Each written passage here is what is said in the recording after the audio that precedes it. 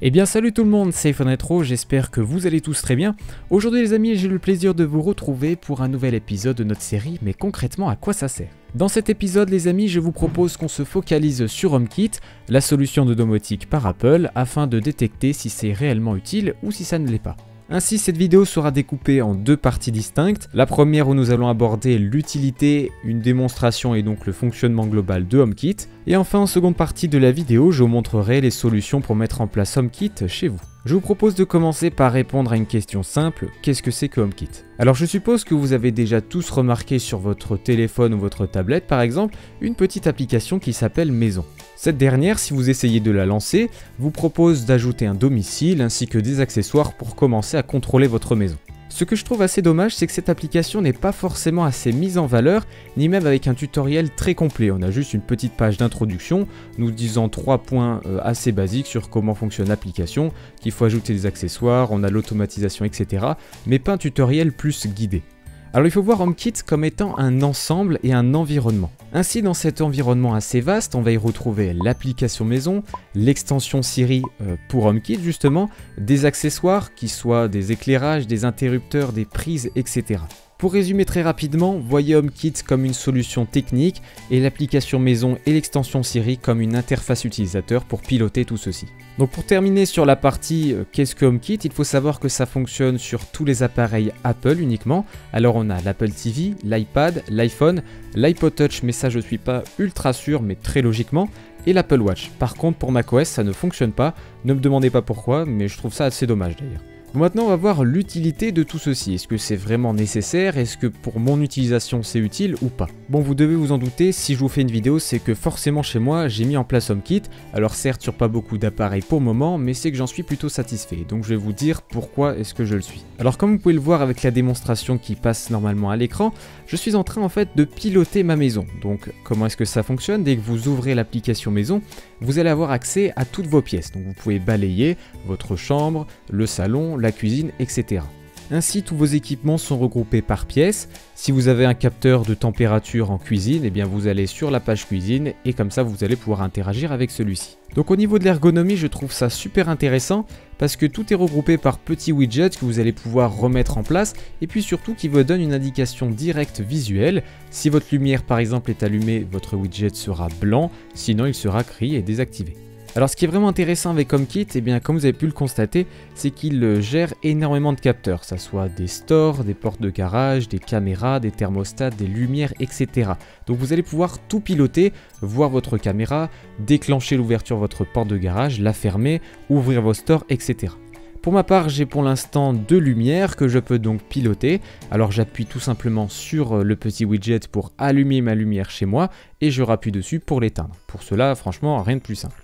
Pour le cas de ma lumière, si je laisse appuyer mon doigt, alors je crois que ça fonctionne avec Force Touch, mais vu que je ne l'ai pas, je laisse appuyer tout simplement un peu plus longtemps et ça déclenche. Je peux donc gérer la luminosité, donc je peux la baisser, la monter, faire un petit peu ce que je veux et ça le fait vraiment en live et ça c'est super intéressant. Il en est de même pour la couleur que je peux donc modifier, je peux la mettre en RGB, c'est-à-dire la couleur que je veux, je peux la mettre en vert, en rouge, en rose, en bleu, je peux vraiment tout mettre et ça c'est plutôt intéressant, surtout qu'on va voir que ça peut fonctionner avec Siri. Quand vous lancerez l'application, vous allez tomber sur l'onglet Maison, qui est une sorte de résumé de tout ce qui se passe. C'est ici que vous allez pouvoir mettre vos scènes et ainsi que vos accessoires favoris. Si par exemple, eh bien, vous allez avoir votre porte de garage que vous allez actionner très souvent, eh bien, au lieu d'aller dans pièce, dans garage, etc., eh bien, vous pouvez la mettre directement sur Maison. Donc dès que vous ouvrez l'application Maison, vous allez pouvoir y avoir accès. Avec l'application Maison, il est possible de régler des scènes et de l'automatisation. Alors une scène se représente sous forme d'un bouton, un petit peu pareil qu'un accessoire, sauf que quand vous allez l'activer, vous allez faire une chaîne. En effet, une fois que vous allez créer la nouvelle scène Bonne Nuit et que vous allez la déclencher, vous allez par exemple éteindre toutes vos lumières, fermer les stores et fermer la porte de garage. Donc c'est plutôt pratique dans le sens où vous n'avez pas besoin d'aller sur l'application Maison et de désactiver un par un tout ce que vous voulez. Voilà pour le cas des scènes, alors bien entendu il y en a plusieurs, vous pouvez aussi faire la même chose dès que vous vous réveillez ou dès que vous partez de la maison par exemple. Voyez la scène un petit peu comme un raccourci qui va activer ou désactiver tout ce que vous avez dit. Donc en soi je trouve ça plutôt sympa, mais le problème c'est qu'il y a une petite limitation, on est obligé de le faire manuellement. Ce qui me permet maintenant d'aborder la troisième partie de l'application Maison qui est l'automatisation. Dans cette page-ci, vous allez pouvoir régler tout ce qui concerne la dynamisation entre guillemets de votre personne, c'est-à-dire qu'on va détecter automatiquement que vous sortez d'un périmètre de votre maison, je crois que c'est 100 mètres qui peuvent être réglables, et une fois que vous sortez de tout ceci, l'application va ensuite déclencher une action, et vous l'aurez compris, vous pourrez déclencher vos scènes. Alors l'automatisation ne s'arrête pas à juste une position GPS, vous allez pouvoir avoir de l'interconnexion avec vos accessoires. Alors plusieurs choix sont possibles ici, vous pouvez régler par horaire, c'est-à-dire qu'au-delà de 23 h, toutes vos lumières doivent être éteintes par exemple, ainsi que votre porte de garage. Pareil au niveau des actions, si vous avez un détecteur de mouvement, une fois que celui-ci s'active, vous pouvez activer des lumières, lancer une notification, etc. Dernier petit exemple, si par exemple vous avez un thermomètre qui indique une température en dessous de 12 degrés, vous allez pouvoir déclencher votre chauffage. Alors ce qui peut paraître gadget, le fait que ça fonctionne avec Siri, je vous garantis que c'est super intéressant. Par exemple, il vous suffit juste de lever le poignet pour ma part avec ma montre et de dire allume ma chambre en rouge, baisse la luminosité à 50% dans ma chambre, etc. Franchement c'est super sympa. Alors sachez que si vous souhaitez piloter votre maison n'importe où, alors qu'est-ce que j'entends par là? Par exemple, si vous êtes au travail et que vous souhaitez, je sais pas, voir la caméra de surveillance, voir votre interphone, ou alors directement déclencher le chauffage, manuellement, c'est possible, cependant il faudra soit une Apple TV 4ème génération, soit un iPad. Alors pourquoi est-ce que c'est obligatoire? En fait, il vous faut forcément quelque chose chez vous qui va servir de télécommande entre guillemets. Bon alors voilà pour la partie que je voulais vous faire de présentation. Maintenant je vais vous montrer comment est-ce qu'il est possible d'intégrer tout ceci chez vous. Alors deux choix sont possibles, soit vous passez par la méthode officielle en achetant des accessoires certifiés HomeKit. En général, ces accessoires sont plus chers que ceux que je vais vous présenter juste après. Cependant, ils sont assez simples à mettre en place, il n'y a pas vraiment de problème, vous les connectez très rapidement. Donc si ça vous intéresse, vous trouverez dans la description de la vidéo le lien sur le site d'Apple officiel. Vous allez avoir tout trié par éclairage, les Philips Hue, les thermostats, les ventilateurs, etc. L'autre solution, et c'est celle que j'utilise, est de passer par des accessoires non supportés officiellement. Alors qu'est-ce que ça signifie?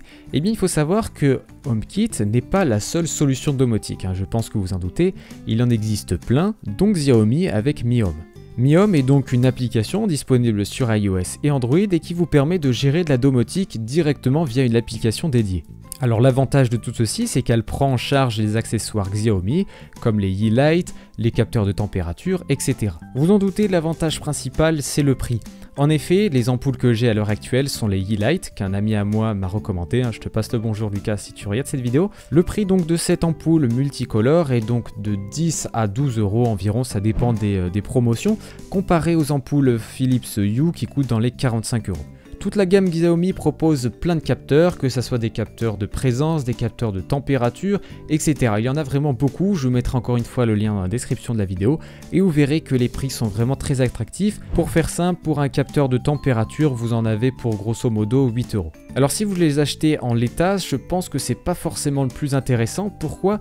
Parce que vous êtes obligé de passer par une application tierce qui est Mi Home. Et là donc, vous avez compris le titre de la vidéo, c'est quand même de passer par HomeKit qui propose une solution unifiée pour tous les appareils, Apple Watch, avec Siri, avec votre iPhone, etc. Donc si vous passez par Mi Home, hélas, vous ne pourrez pas utiliser Siri, vous ne pourrez pas forcément l'utiliser sur l'Apple Watch parce que l'application chez moi elle ne fonctionne pas, je sais pas pourquoi. Donc c'est pour cela que j'ai mis en place une solution qui s'appelle HomeBridge chez moi et qui fonctionne sur une Raspberry Pi B+.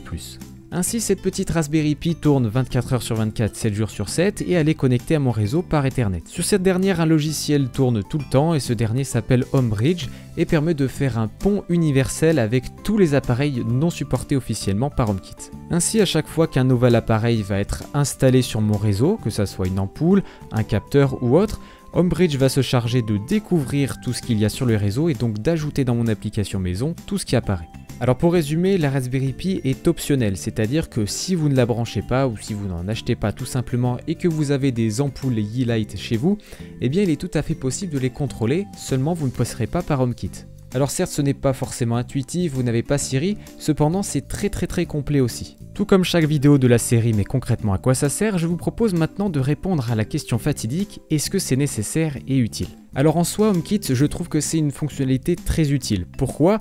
Parce que le fait de pouvoir signaler à HomeKit que vous rentrez chez vous, qu'il ouvre votre portail, que dès que vous voulez sortir de chez vous, il déverrouille votre porte d'entrée, etc. Ça, on est tous d'accord pour le dire que c'est utile. Après, bien entendu, le seul problème que j'y vois, c'est le prix. Effectivement, si vous souhaitez mettre une porte de garage automatisée, ça va vous coûter extrêmement cher et pour ma part, je n'en ai pas les moyens.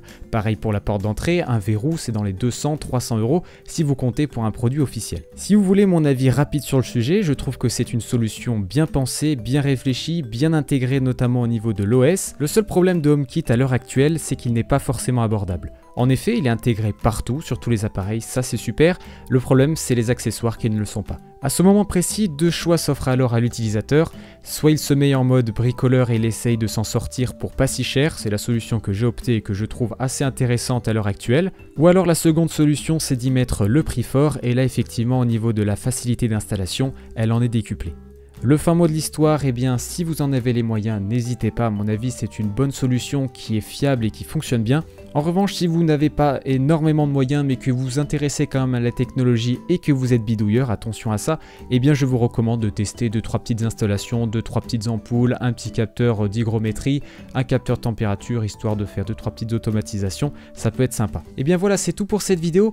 N'hésitez pas à me dire dans l'espace commentaire si vous voulez une vidéo sur l'installation de Homebridge sur une Raspberry Pi, ça sera avec plaisir. Si vraiment vous répondez présent, eh bien j'en ferai une, il n'y a pas de souci. Sur ce, c'était iPhone Rétro, on se retrouve très prochainement pour une nouvelle vidéo. Allez, ciao tout le monde.